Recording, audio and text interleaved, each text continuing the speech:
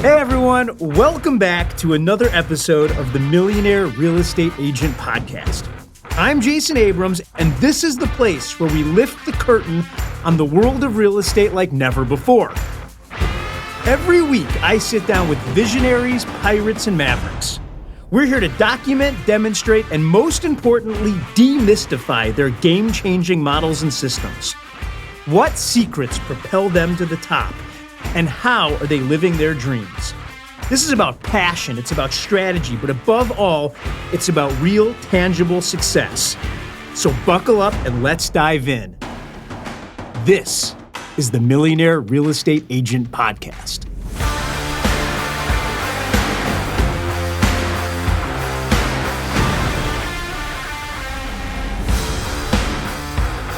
You're the biggest extrovert that I've ever met. You talk to everybody. You are made for real estate sales. Go do it. Friends, I've heard that a million times. You know what you don't hear very often? You're highly analytical. You're relatively introverted. You're perfect for the real estate business. And let me just tell you, if I just described you, you are perfect for the real estate business. Friends, you're about to meet somebody who does over $140 million a year in volume with their team. They hail from sunny Southeast Florida, from West Palm all the way to Miami. Their business is driven in a very specific way. Friends, you are about to learn exactly how to use written newsletters to power a giant business.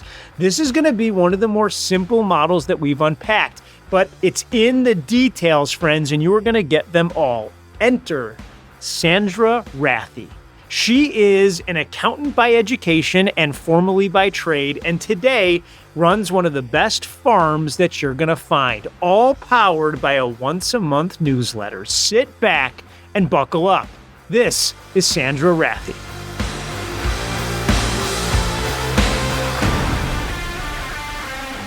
Sandra Rathe, how are you today? I'm great. Thanks so much. It's an honor to have you. You're absolutely crushing it. And I want to hear the secret to all that success. But before we unpack that, I want to go all the way back. How did you find your way into the greatest industry in the world? I got to be honest, it was actually kind of an accident. 90% of the people I ask that say it. They say it was an accident. So what was your beautiful accident? Yeah, so I was a CPA from Pricewaterhouse right out of college, and worked in corporate accounting for many years. And then when I had kids, I was like, well, what do I do now? Corporate accounting it's a tough industry to raise kids unless you want to have somebody else raise your Why? Because the hours are really, really long and you're in the office, 12 hours a day, sometimes 15 hours a day. So I didn't want to do that. I want to ask because if you said, Jason, what do you think the personality graph for a CPA is? And then what's the personality graph for a real estate agent? I would guess they would look completely different. One would be more introverted and more detail-based. When I think of the average real estate agent, it's the extrovert who's moving really fast. Which one fits your natural personality? My natural personality is I love spreadsheets. I love to analyze. So yeah, I would say that more the analytical person. Got it. Okay. So you have the kids, you look up, you realize that you're not in control of your own time. What happens next? Yeah. So when I had the kids, by the third kid, I stopped working. I was stay at home with them because they were 3 years and 3 days from oldest to youngest with one in the middle. So it was a little crazy. I was doing a lot of charity work and we ended up moving to South Florida where we had no friends, no family for my husband's job. So about a year into that, my kids all were in school, at least, part of the day. And I'm not one to sit around and not do anything. So I was like, well, what can I do now? So I actually went back and interviewed for accounting. And after my first interview, I said, absolutely not. I'm not doing this again. I wanted to be there when my kids came home from school. I wanted to drop them off at school. I wanted to go to the soccer games and all the things. So I said, well, what else can I do? And we had some condos in Cocoa Beach, Florida that I was the property manager for. So I was doing the rentals, VRBO, things like that. And I said, well, I could do this for other people. So in my infinite wisdom, I went and got my real estate license just to be a property manager.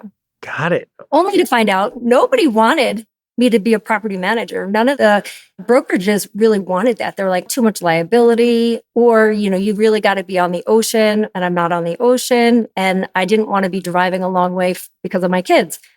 So after like the seventh interview of being told, yeah, that's really not what we want to do, I said, well, I guess I should give this real estate thing a try since I got the license. Okay. So now you have the license. Did you have success right off the bat? So I started in September of 2009. And no, I didn't. I was like trying all the things. I was answering online questions. I was showing homes in really bad neighborhoods. I mean, I did all the things. I did open houses for more successful agents. And come January of the next year, I said, okay, how do I fix this? That's so interesting because what you didn't say is I felt discouraged and I was going to go do something else. Are you one of those people, once you decide you're going to do something, nothing is going to stop you? Is that what's happening here? Absolutely. While I didn't get into real estate to actually do real estate, once I was in it, I was not going to fail. Like, I'm going to make it work. So in January, I was asking a lot of questions, asking the trainers, asking, brokers, what do I do? What makes the most sense? Because I tried everything, I did it all. And so I just in January decided to do a newsletter. And the very first month that I sent it out, I actually got my first listing. Oh my gosh. Were you sending it digitally or are we talking a physical sheet of paper you were sending? It was a physical sheet of paper. Okay. What's on a physical sheet of paper newsletter? Yeah. So before I tell you what's on it, you want me to tell you how I did it? Well, everyone that listens to this show knows exactly what's about to happen. So friends, we are about to get into a model. The reality of it is this was the catalyst for an awesome farming business. And we're going to talk about exactly how to do that. Now, you don't have to take the notes. I'm taking the notes. Sandra can see it. I actually write the stuff down. And if you're bombing down the freeway and you're driving the G-Wagon at 120 miles an hour, just concentrate on the road. I'm going to take the notes. If you want them, they come out every Thursday. So go to MREAnotes.com. That's MREAnotes.com. Enter your email and you will get the notes. Okay. Tell me exactly what you did and what I should do if I want to be the best farmer there is. Yes. So when I started, of course, I didn't have any money, right? I wasn't making any money. So what do you do? So I was going to my office. I'll talk about what's in the newsletter in a minute, but I want to share the story about distribution and getting it out there. So I would go to my office in the middle of the night to print it in black and white on the office printers because it was free to print back then. But you can't print during the day because all the agents would be mad at you for hogging up the printer. So I'd go in the middle of the night and I'd sit there and print 2,000 newsletters at a time. And then I would take this giant box of them home. I'd fold them twice. And then I would rollerblade them around the neighborhood and put them on the front doors. What? So good. You weren't paying for the postage either. This was a free model you were running. It was a free model and I was getting great exercise. I love that you were rollerblading. I was a macro blades guy. And for those of you that know, you know how cool those really were. What happened to rollerblading? That was awesome. It was great. It was a great method of transportation. I loved it. All right. So somebody calls you from the 2000 that you put out. Yep. What was on it? So the newsletter it's like a 4-page document folded in half. And it's like on the back page is listings that I've sold or have listed. Now, back then, of course, that was a little challenging because I didn't have any because I was brand new. So I borrowed a few from other people that allowed me to put them on there. And there's always an article of Dear Neighbors, which is something very, directly from me. I want to do it sequentially so that if I'm out there and I want to follow this, I can. It's going to be 4 pages, 8.5 by 11 folded in half. Is that right? 17 by 11 folded in half. Okay, so we're using legal size so that it's big and it's brash. Bigger than legal. Bigger than legal. Okay, what's on the front page? What does it say? Okay, so that's another story that I have for you. So the headline was Sunset Lakes Neighborhood News. Well, about 2 years into doing this, the association calls me and says, you can't do this. You can't call it the Sunset Lakes newsletter because this isn't being put out by the Sunset Lakes HOA. It was, of course, other realtors complaining. So I was upset at first and I thought, great, this is the end of me. And then I said, wait a minute, why shouldn't I call it the Sandra Rathe Neighborhood News? Brilliant. Love that. Okay. So your name, then neighborhood news. That's the headline. What else is on the first page? And then we have a little bit about, expert in this area, whatever area it is. There's always the new listing on the cover. And we say that, another new listing by the Sandra Rathe team on the cover. And so that kind of creates that that goal for the month is that you need to have one new listing every month. So at the end of the year, you have a minimum of 12 homes sold in the neighborhood. And then is there a call to action on the first page or no? So then there's a little article. And at the end of that, it's always something about calling us, whether it's for questions about real estate or you want to buy something, sell something, whatever. We're here for anything and everything that you have, whether it's neighborhood or real estate related. Love that. And then are you putting your cell number, or at this point, are you using an office line? At this point, it's an office line, a marketing line. Cool. Then they open it up. What's the model? What's next? Yeah, and it does change a little bit over time, but on the left-hand side, when they open it up, is always going to be the sales for the neighborhood for the month prior. And then usually there's one or two of our sales. So we highlight those with an asterisk so that they know that that's what we sold. And then the other articles are going to be, they fluctuate a little bit from, we've done professional profiles of people that live in the neighborhood because people love to be the celebrity. They love to be featured. So we'll do something about them. Maybe we'll do an article about funny things that we see in the MLS, like, the languages are mixed where we live. And so it's really quite humorous, some of the things that we see. So we'll put some of that in. I like to do a lot of things that are personal. So like I went to the park in the neighborhood. I took my kids to the park. You should visit it. This is why I like it. I'm really trying to get people to get to know me and understand like what I'm passionate about. For example, when I bought this house here in Colorado as an investment property, I did an article about that. Like you too could own a property like this. We talk about that we can help you no matter where you are in the country. We've got business partners across the country. So every month it's something different so that it keeps the readers interested, but it's always real estate related. We're not doing recipes or sports schedules, things like that. No, you're very focused. What's on the back cover? Anything special? Is it always the same thing? Something different? Yeah, the back cover is always going to be the listings that we have or the sold or pending on the back page. And we try to keep that as local as possible to the neighborhood that it's going to. Got it. Okay. And these now, today, are you using the mail to send those out, or do you have just a whole team of people on rollerblades? Yeah, nope. Luckily, we've gone to the printer and the printer takes it to the post office now. And this is full color glossy at this point? It is. It's a lot prettier than it was when I started. I'm not sure it's that much more effective than the black and white, but it's really about the content. It's really about what you put in it. And I think it's heartfelt. So people feel like they're getting to know me, getting to know what are our values, what do we stand for, how are we going to help you? How often does this newsletter get sent out? Every single month. Wow, a 4-page newsletter every month? Mm-hmm. How many homes are you currently sending it to? So here's the trick. We actually have 6 different farms now, and each newsletter is different. So while we reuse some of the articles if they make sense, like if it's an article about the market in general or about something house related that matches all the neighborhoods, we can reuse that. But we try to do some local articles as well so that people feel the connection. It's not just generic. I love that. So if I'm out there and I'm thinking about this, I got to do some math. So I'm going to spend the money on the piece. I'm going to spend the money on the postage. Those things are relatively fixed once I find my printer. What should I be expecting? Is it for every 1,000 homes I'm sending it to, X number of leads? Is it X number of listings? How should I think about it when the analytical thing comes up?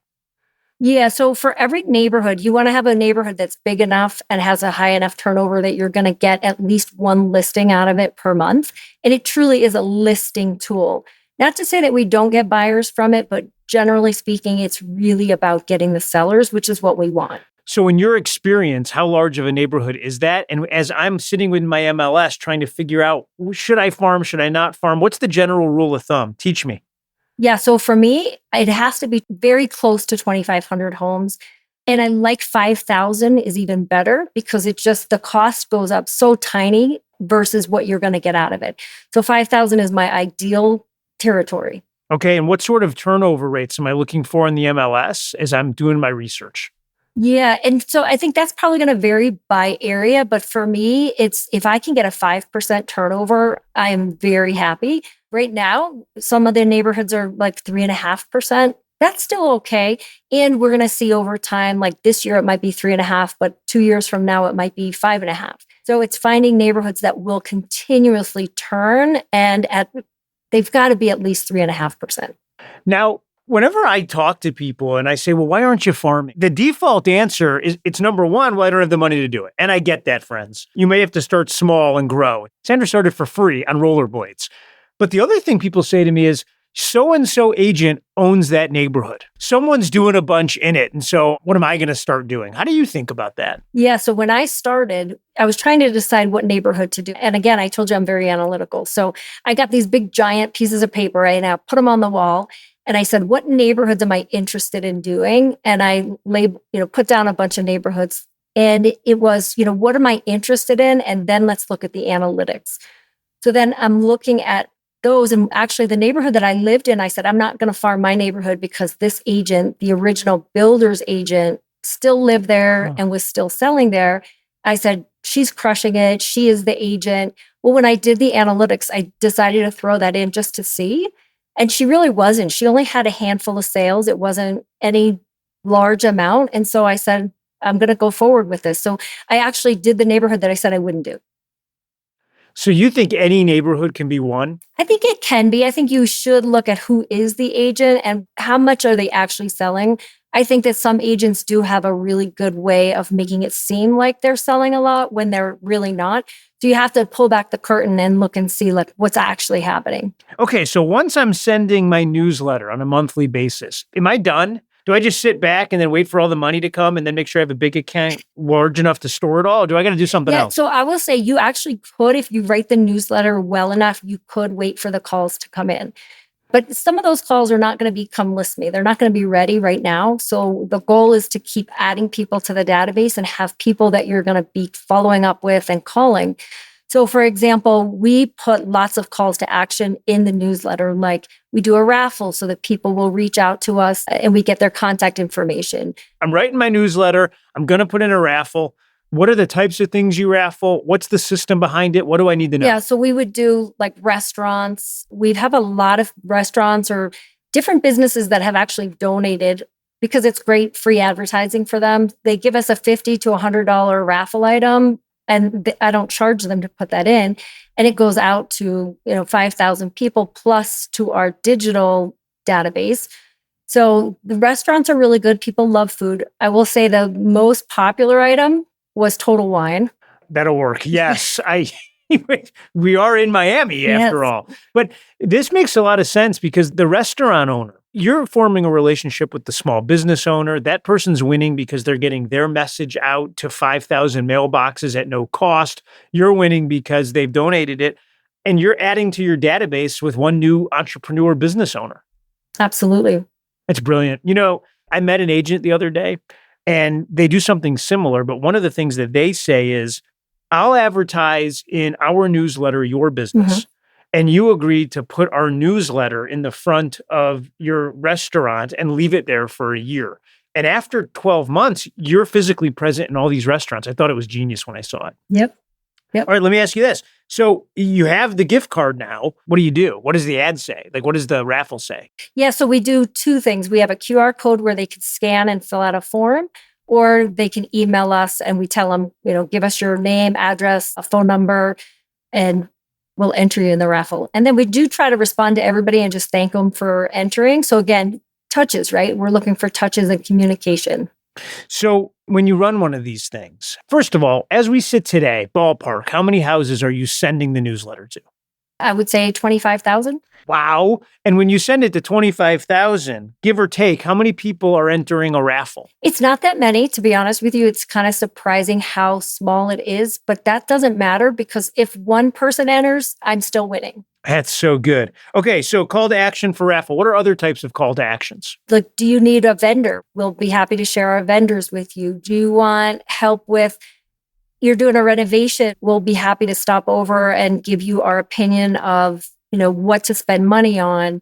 Anything house related, we will do, call us. We'll help you. Did they take you up on this kind of thing? Yeah, I had one guy who I helped him with his taxes. He got his taxes reduced by a good amount. 10 years later, when he sold, he called me. It's incredible. So this model that you're running, it seems like if you're not a naturally solicitous person, meaning you don't want to wake up and prospect every day, yet you want the phone to ring, this feels like the answer for that. Am I thinking about it the right way? Yeah, absolutely. It's for, marketing based makes more sense for me personally as the analytical, a little bit introverted person because it's inbound calls instead of outbound. Not that we're not making the outbound, but we're making the outbound as a follow up, not as the initial call. And would you tell me, most people that I interview around farming say, be prepared to go a year without getting a single deal. Yeah, so I do warn people. My philosophy is I will try for 6 months. And if I get to the end of 6 months and we're not getting anything, then we probably need to move on to a different neighborhood. And I've had that happen a few times where we got nothing, like the phone just didn't ring. And then I've had like during the pandemic where things were a little wonky, we started a new neighborhood. We moved to a higher price point, trying to get more into luxury. We started that one and we started getting calls, but no listings. So we felt it ready to pop, but it took 8 months before we got the first listing. And now that's my hottest farm area. So this farming thing works in luxury neighborhoods. Like rich people actually, because, if you're sitting out there, there's a thinking in the industry, which is the person there owns an expensive house, which means they have to know a real estate agent probably that sold it to them. So they already have an agent. And rich people don't get vendors out of the mailbox. They get it from attorneys and accountants and other rich people. But that hasn't been your experience. They love it. They love that they, I think, get to know me before they're calling and saying, hey, come talk to me. That's an average price point of like 1.5. That's fantastic. All right. So in my farm area, then, if I run the newsletter model, is there anything else I'm sending over the course of the year, or I'm just crushing newsletters every month? Well, the newsletter is the one thing, the book, the one thing. This is my one thing. And it always has been, always will. It's like that term paper that you've got to do and it's due on a certain day. That's the newsletter for me. It's got due dates, deadlines, all the things. So it's treated as a business. If things are slow, then we'll add in a postcard. We'll throw that in like once a quarter. If things are busy, we're not doing a postcard because we probably just don't have time, nor do we need more activity. For a couple of the farm areas that we started where it was a little slow in the beginning, we did little events in the neighborhoods. I'm not a huge event person because as I mentioned, I'm a little introverted. So we did some of those and then they started to pop. So every neighborhood is a little bit different and you find different ways to get involved. My first neighborhood, I lived there. And so I would volunteer at any event they had. So, and my kids would too, because they were little. And everybody loves to see you out with your kids. And so we would volunteer at the 4th of July event, different things like that. At this point, are the kids all in the business? Are they like writing newsletters and going door to door with you? I mean, are they all in? Great question. My oldest, no, absolutely not. She has no interest. She's in the art. My middle one, she says, keep the business going because one day I might be back. That's great. Actually, I'm sorry. My oldest does do the newsletters for me now. She does not have any interest in selling, but she does the newsletter. And then my youngest he's licensed, he's in the business, and he's also got his mortgage license. That's awesome. And it's so funny because the older one is into the arts. So, probably loves Art Basel and gets to hang out once a year and do all that. But what a great thing because she's able to do the newsletters and make them probably look better than they ever have looked. And it's fun. It's nice working with your kid, especially on something that is natural for them. I love that. Okay, talk to me about deadlines and dates. It's the first of the month and you're looking out over the next 31 days. I'm going to be doing my newsletters. How do you think about time? Yeah, so the first newsletter has to be finished, written, approved, finished, and to the printer the first Thursday of the month. Because I always want it to go out on a Friday or Saturday because I want them to get it on the weekend. So if I send it to the printer on Thursday, it'll be in their mailboxes by the following Friday. Why do you want them to get it over the weekend?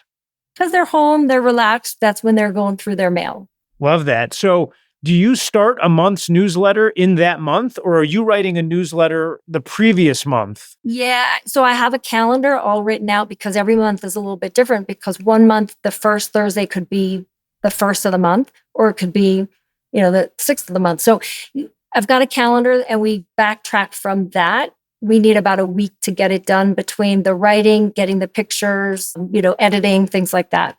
So we plan it out based on how does that first Thursday fall. Love that. Now, if I want to compare, and real estate agents, we always love to compare because you don't actually know what's going on in the office next to you in so many of the brokerage houses.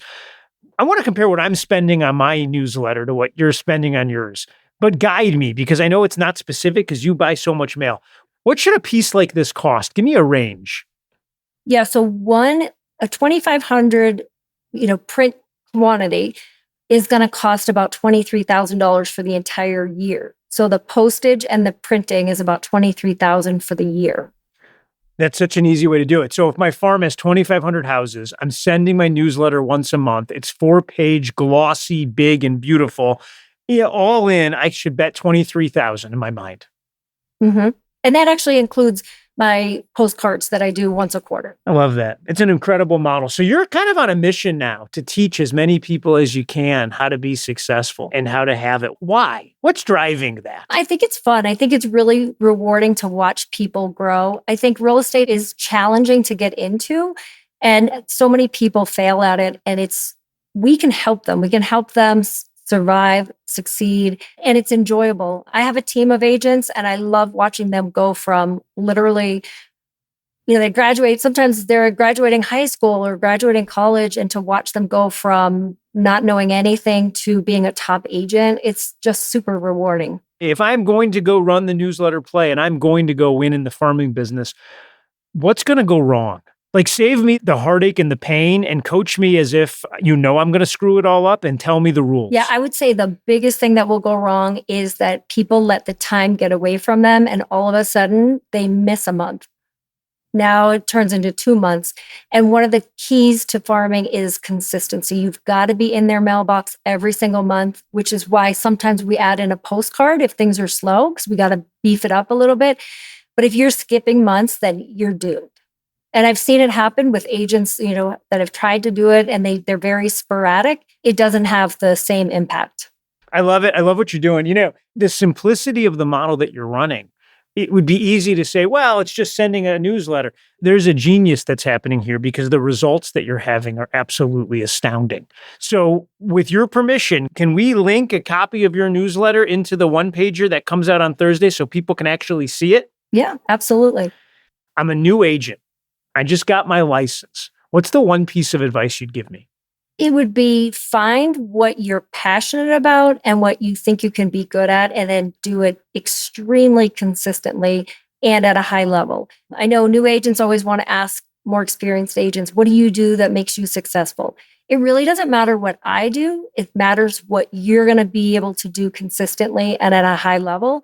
I do newsletters. Somebody else does social media. Somebody else does, networking. You just got to find the thing and really stick with it for 6 months and do it consistently. Awesome. Now, I'm an agent. I'm about to start my team. I'm wildly excited. What's the one thing you would tell me about that? I would say the most important thing is culture, is to find people that are of similar mindset and people that want to grow together.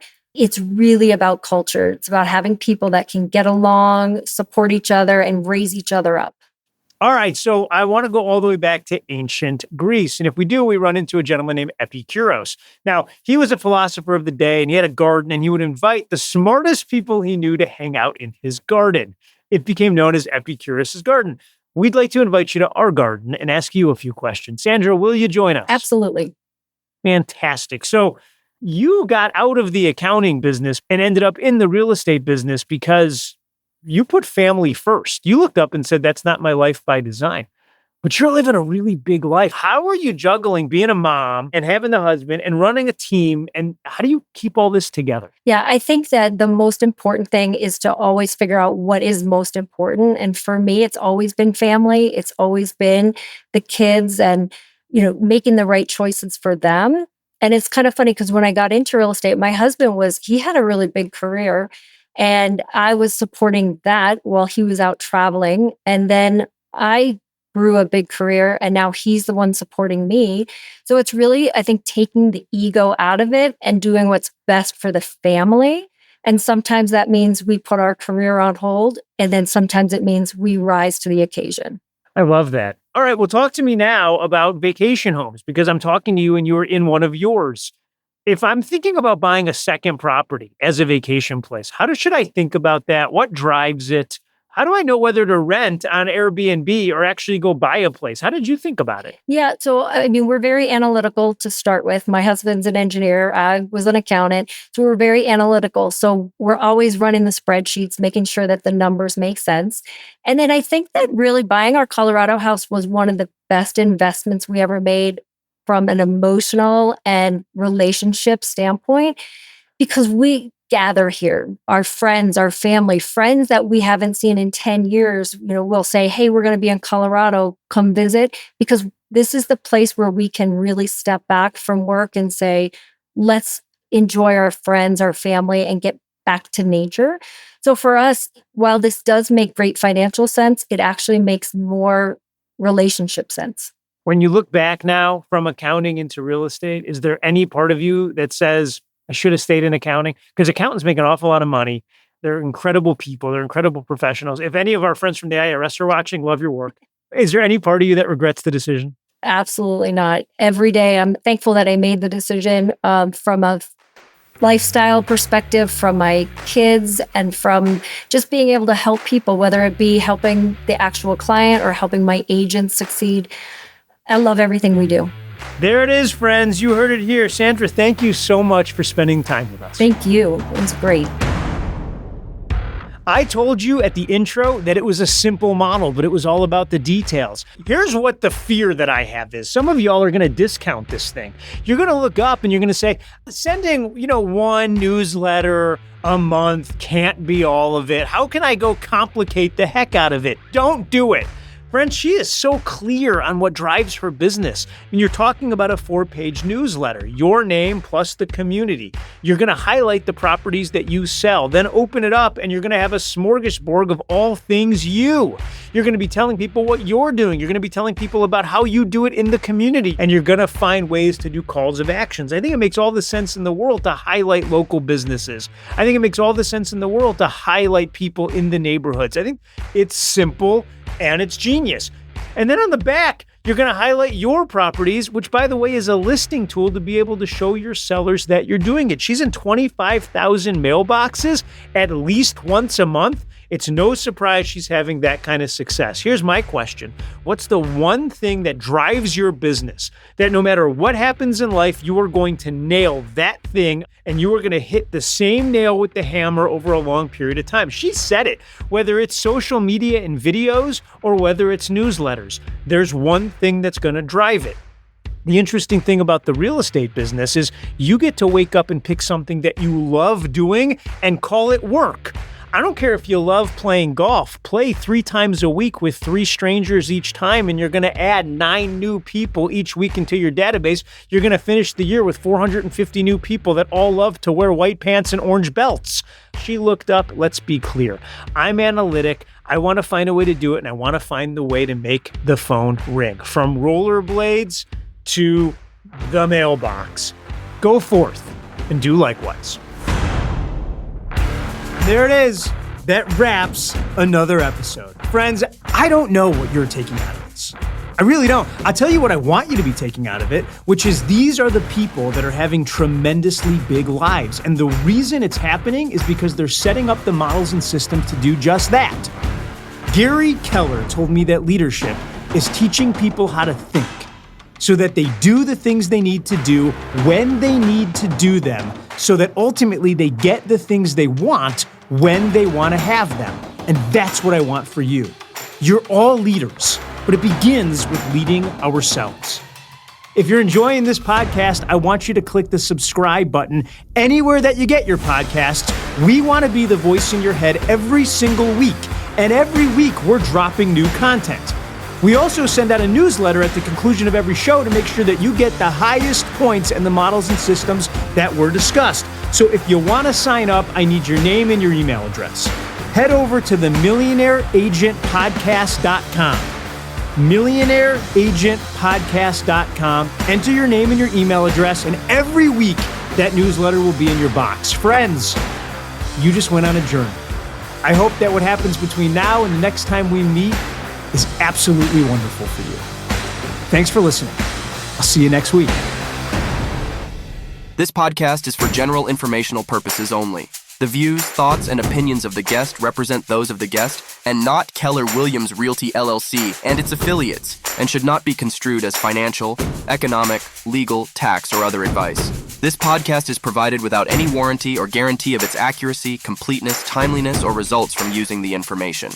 Warning: you must comply with the TCPA and any other federal, state, or local laws, including for B2B calls and texts. Never call or text a number on any do not call list, and do not use an auto dialer or artificial voice or pre-recorded messages without proper consent.